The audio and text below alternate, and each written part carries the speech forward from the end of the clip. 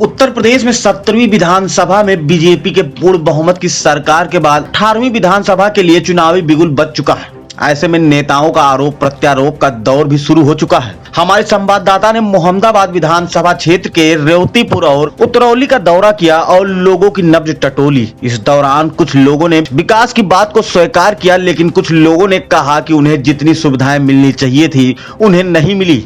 इस पड़ताल के दौरान हमारे संवाददाता ने बीएसपी प्रत्याशी माधवेंद्र राय से चुनाव को लेकर बातचीत की। आप भी सुनिए। उत्तर प्रदेश में विधानसभा चुनाव का आगाज हो चुका है। ऐसे में सभी पार्टियां अपने जनसंपर्क में लगी हुई हैं। आज सरौलिया गांव में बसपा के प्रत्याशी अपना जनसंपर्क बनाए हुए हैं। आइए हम उनसे बात करते हैं क्या है। जी, मेरा नाम माधवेंद्र राय है जी और मैं बहुजन समाज पार्टी के अधिकृत प्रभारी प्रत्याशी के रूप में जनसंपर्क निकला हूँ और इस समय उत्तरौली गांव के आसपास में हूँ और जनसंपर्क चल रहा हूँ।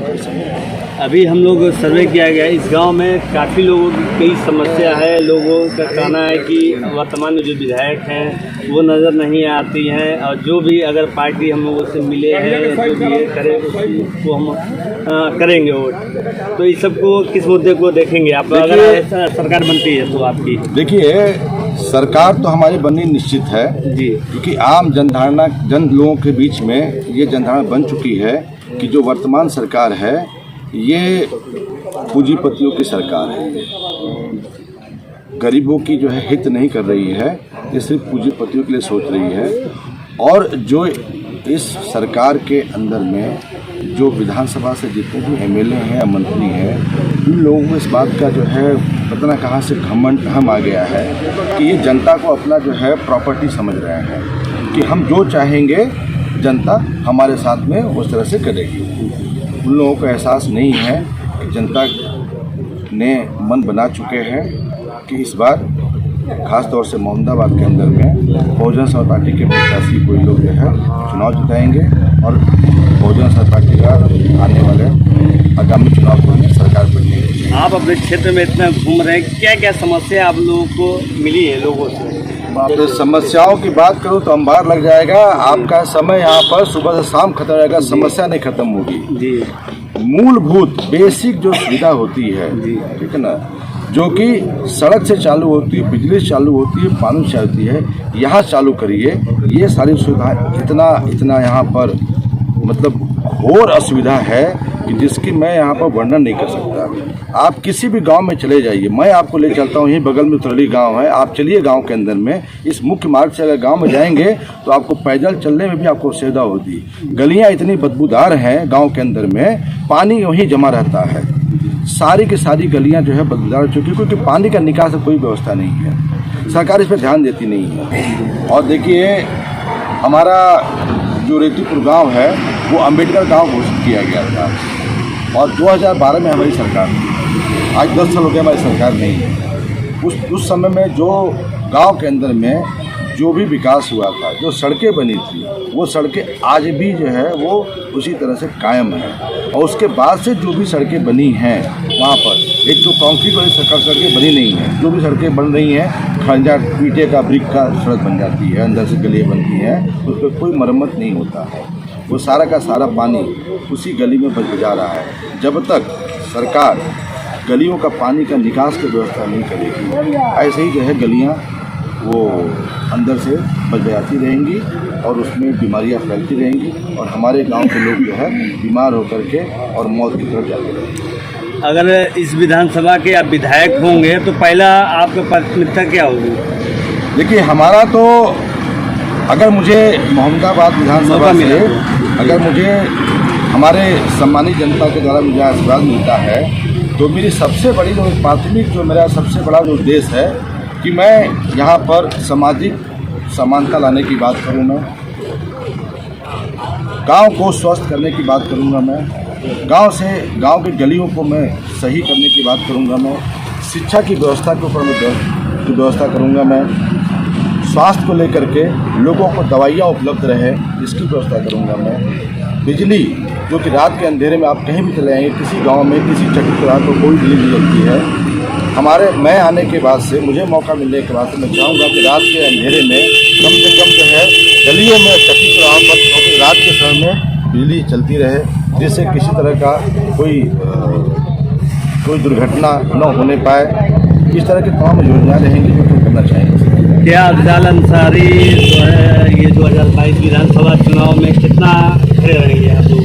देखिए, ऐसा है कि आप ऐसे लोगों का नाम ले रहे हैं जिनको जनता ने जो है ऑलरेडी ठुकरा चुके हैं।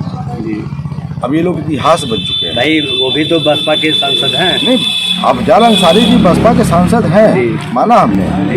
बसपा के सांसद हैं, हमारे पार्टी के सांसद हैं, ये बिल्कुल सही है। वो हमारे लिए जो है वो सम्मान की बात है कि हमारे लिए सांसद हैं वो, और उनकी जो दायित्व है गाजीपुर को लेकर के अपना दायित्व कर रहे हैं, निभा रहे हैं, उसमें कोई शंका नहीं है। एक पार्टी के जो भी दिशा निर्देश है उसके अंदर वो काम कर रहे हैं, जो एक उनका दायित्व है वो कर रहे हैं पूरी तरह से। वो तरह तरह घेर रही हैं, इलाज करने के लिए दवा तक नहीं है। डॉक्टर की तो बात छोड़िए, अस्पताल है तो कब खुलेगा कब बंद होगा कोई भरोसा उसका नहीं है। डॉक्टर रहता ही नहीं है। डॉक्टर अगर मिल भी गया तो दवाई नहीं है। डॉक्टर ये बोल रहा था कि मेरे पास कोई साधन नहीं है, आप इसको मरीज को आप लेके जाइए बनारस, लेके जाइए लखनऊ। ये बताइए गरीब जनता, एक छोटा सा बुखार हो गया है, वो लेके जाएगा बनारस, लेके जाएगा ठीक कराने के लिए। मतलब असुविधा इतनी है, लोग त्रस्त हैं। लोगों ने गलती की, पिछली बार वोट देखे थे भारतीय जनता पार्टी को, इस बार लोगों के अंदर चेतना आ चुकी है। मान के चलिए कि यहाँ से भारतीय जनता पार्टी की सरकार का पूरी तरह से सफाया है, जनता उखाड़ के फेंकने वाली है। सरकार दावा दे रही है कि गरीबों को सरकार के द्वारा राशन दिया जा रहा है, सरकारी आवास किया जाए, इस पर क्या करेंगे? देखिए, एक कहावत है, एक हाथ से देना है, दूसरे हाथ से सूद समेत वापस लेना है। अगर फ्री में, अगर सहायता के रूप में अगर 2, 4, 5 किलो अनाज दे देते हैं, गेहूँ देते हैं, चावल देते हैं, लेकिन खाने का तेल वो भी चाहिए। 60 रुपये का तेल 250 रुपये किलो है। आप बताइए, अगर 5 किलो महीने में अगर अनाज देते हैं तो कोई भी गेहूँ चावल क्या रुपये किलो होगा? 20 रुपये 22 रुपये किलो मिला होगा। 100 रुपये 150 का महीने का हमें जो है अनाज देते हो, और दूसरी तरफ से आप जो है 250 रुपये किलो आप हमको खाने का तेल का पैसा वसूल करो। यही तो आपको चाहिए, यही तो कर रही सरकार।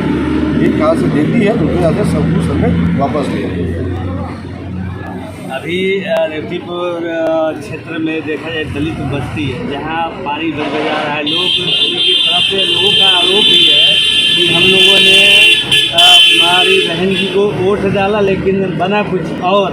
इसको किस नाम से देखेंगे? नहीं, देखिए, ऐसा है कि आप गांव में गए होंगे जी, बस्ती में आप गए हैं, बड़ी अच्छी बात है। हम भी पूरे रेवतीपुर गांव का जो है गली गली और हर गली घूमा हूँ मैं। और देखिए, हमारा जो रेवतीपुर गांव है वो अंबेडकर गांव घोषित किया गया था, और 2012 में हमारी सरकार थी। आज 10 साल हो गया हमारी सरकार नहीं है।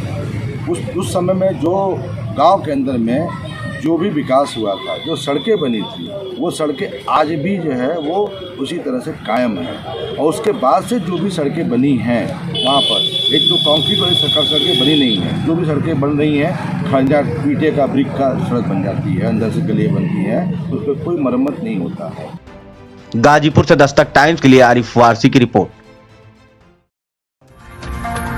ताज़ा तरीन खबरों के लिए सब्सक्राइब करना ना भूलें दस्तक टाइम्स। बेल आइकन दबाकर पाएं देश विदेश की लेटेस्ट खबरों की नोटिफिकेशन।